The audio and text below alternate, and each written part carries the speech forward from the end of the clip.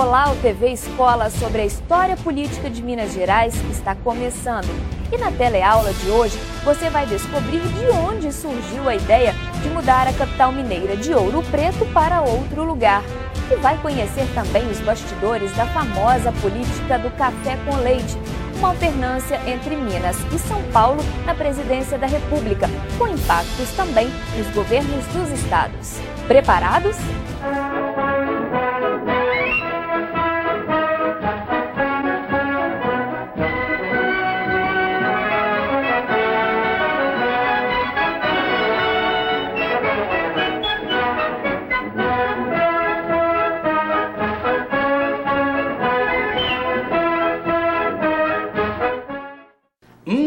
Que delícia! Café com leite. Que delícia! Não parece, mas eu estou me preparando para a minha teleaula do TV Escola. E vou assistir debaixo dos cobertores, bem quentinho. Ó, já está começando. Constituinte estadual promulgada, conivência com o governo federal, um projeto de república que prevê mudanças a médio prazo. Neste cenário, as desigualdades entre as antigas províncias continuam, garantindo a afirmação do sul cafeeiro em relação ao restante do país. Momento perfeito para o estabelecimento da política do café com leite no Brasil. A política do café com leite é a típica reprodução das relações externas de natureza imperialista, só que agora dentro do Brasil.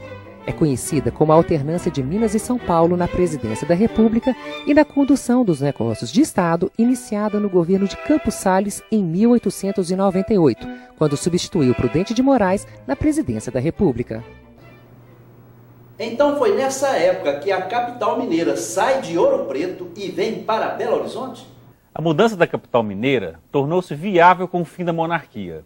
Antes mesmo de se reunir, a Constituinte Mineira, o presidente do governo provisório, Augusto de Lima, chegou a assinar um decreto transferindo a sede do poder para Belo Horizonte. Não o publicou, no entanto, dada a proximidade da Assembleia Constituinte. Acreditava ser ali o fórum adequado para resolver tão delicado assunto. A mudança da capital de Minas Gerais foi um dos temas mais discutidos na Constituinte Estadual de 1891. E olha que esse assunto nem fazia parte dos temas próprios de uma assembleia dessa natureza.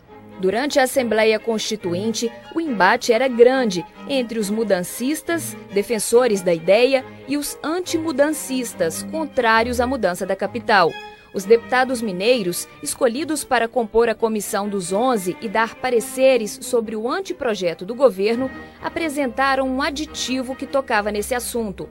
O texto dizia assim: fica mudada a capital para um ponto central no Vale do Rio das Velhas, que se preste à edificação de uma grande cidade com indispensáveis condições higiênicas. O prazo para o cumprimento da medida também foi definido, 4 anos.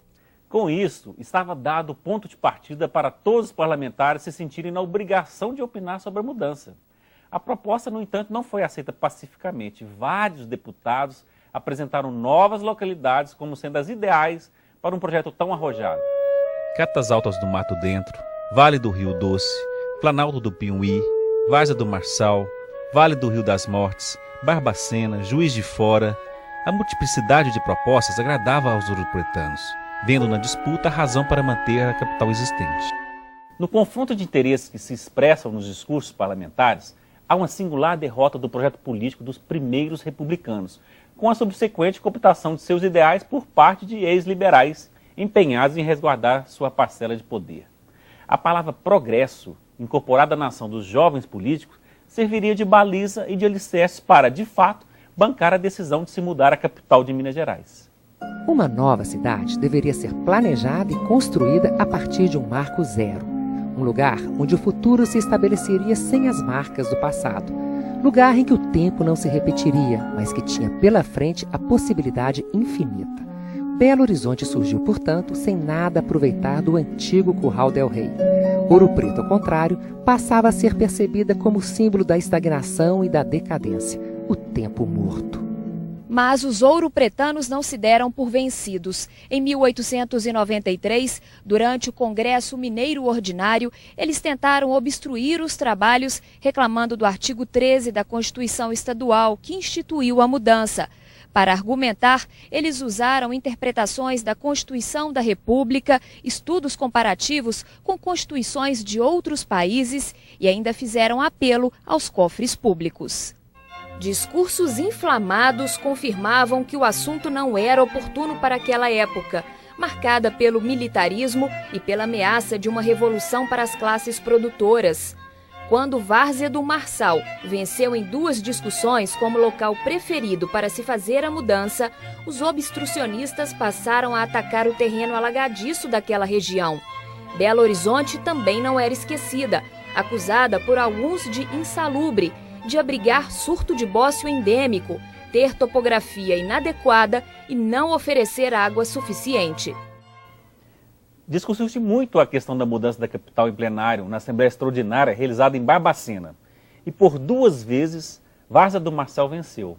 Belo Horizonte aparece apenas em uma emenda à 3ª discussão, vencendo por 2 votos, 30 contra 28.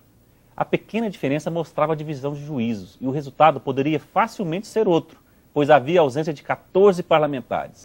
A Lei número 3, adicional à Constituição, determinava que a capital seria construída no Arraial de Belo Horizonte no prazo máximo de 4 anos. 5 dias antes de o prazo expirar, o então presidente do Estado de Minas Gerais, Dr. Crispim Jacques Bias Fortes, assinava o Decreto 1085, pelo qual, em artigo único, é declarada instalada a cidade de Minas e para ela transferida a sede dos poderes públicos do Estado de Minas Gerais. Que interessante! Até aqui se falou da existência de um único partido em Minas Gerais, o PRM, Partido Republicano Mineiro. Mas, neste período, houve o surgimento de alguns pequenos partidos dissidentes, como foi o caso dos católicos, ex-monarquistas, e o Partido Republicano Constitucional, fundado por Silviano Brandão e Antônio Olinto. Esses partidos de existência efêmera foram absorvidos pela estrutura montada no Estado, relegando-os ao esquecimento. Em 1898, houve uma refundação do Partido Republicano Mineiro. As velhas divisões desapareceram e a máquina partidária foi preparada para um novo tempo que se anunciava. A solução para a Pax Republicana após o período tumultuado do início da República seria dada no governo Campos Salles em fins dos anos 90. O governo federal garantia ampla autonomia aos grupos oligárquicos dominantes de cada estado. E, em troca, as bancadas estaduais lhe dariam apoio político no Congresso. O resultado desse pacto foi o enfraquecimento das oposições, a fraude eleitoral e a exclusão da maior parte da população de qualquer participação política. Pacto? Mas como funcionava este pacto? Essa é a pergunta que nós propusemos a responder na próxima teleaula, a última desse 3º módulo.